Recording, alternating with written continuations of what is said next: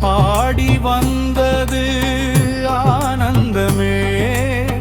ஐயா தரும் ஆனந்த காட்சியே.